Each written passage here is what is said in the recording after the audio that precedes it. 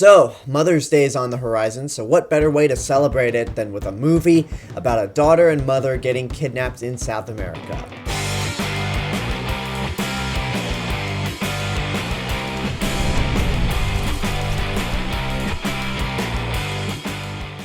Snatched is directed by Jonathan Levine and stars Amy Schumer and Goldie Hawn, who we haven't seen in 15 years, as they play a mother and daughter who are headed to South America for a vacation because Amy Schumer was supposed to go with her boyfriend, but they broke up. So she invites her mother, who's very isolated, has stayed at home for decades, and takes care of her son that is basically a grown man living in the house with no job and is a total nerd. Not in the good way. So Amy Schumer finally convinces her to go with her to South America, and before you know it, they get kidnapped because they're American tourists, and wackiness ensues in a concept that shouldn't really be taken in a comedic way at all.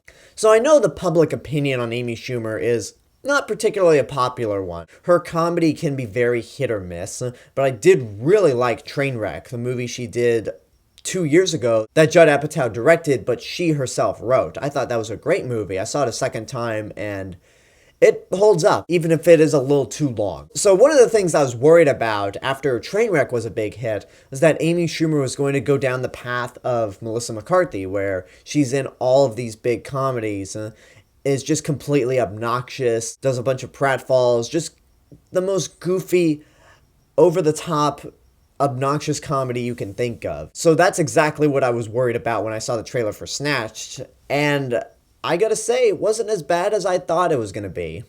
I mean, it's not particularly good at all, but it's just not terrible, I think. The big thing that you have to take into consideration when looking at a comedy is, does it make you laugh? Because that's the main goal.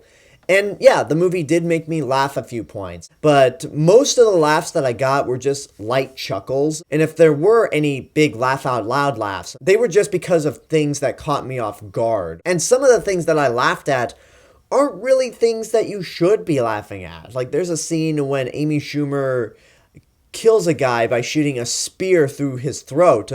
And because it's one of those things that caught you off guard, you're laughing, but you feel weird and sick for laughing at it because you're laughing at murder. I don't know. It's the same idea, but not on the same level as Marvin getting shot in the face in Pulp Fiction. With that scene, I don't care how violent it is, and the fact that it's a dude getting shot in the face, that makes me laugh every time. I think the main thing that holds this movie down is the chemistry between Amy Schumer and Goldie Hawn. As I mentioned earlier, Goldie Hawn has not been in a movie for 15 years. And she, for me, is most recognizable for Sugarland Express, which was Steven Spielberg's, I think, first feature film before he did Jaws. But she was in that movie, and that's pretty much all I really knew her from. But both of them do play off each other very well, and I was actually surprised, at the same time relieved, that Amy Schumer didn't go the Melissa McCarthy route, where she was completely over the top.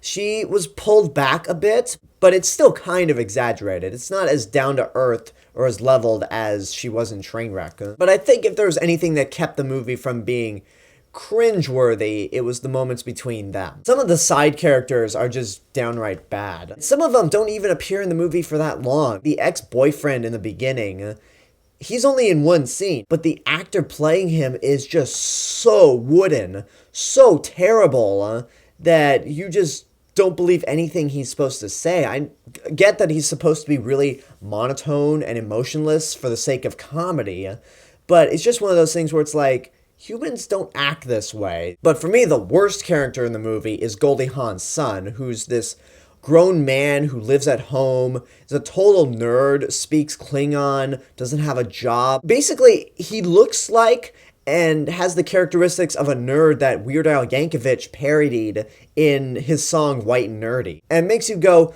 this is 2017. I thought we were well past that nerd stereotype. That nerd stereotype right there is about as old as Goldie Hawn's absence from making feature films.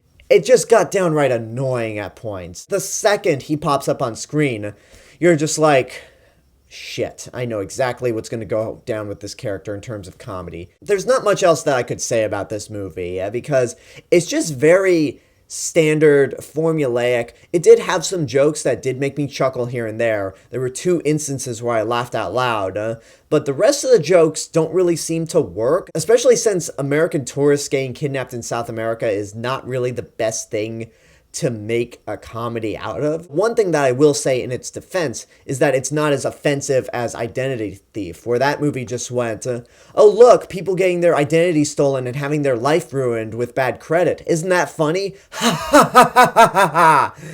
And you're just like, no, it's not. That's a shitty movie.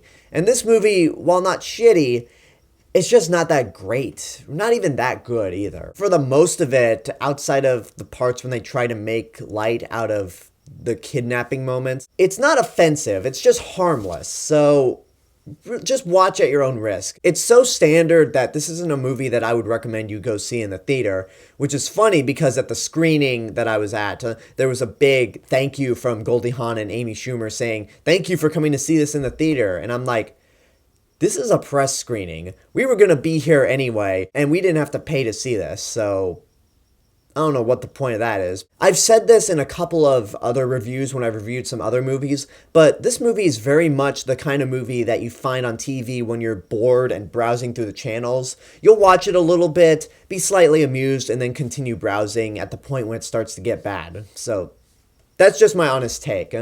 It's not terrible, but it's not all that good either. And that's my review for Snatched. I hope you enjoyed it. Leave a comment down below and tell me what your thoughts are on the movie, if and when you've seen it. And as always, this is the real Mr. Robinson telling you there's only one.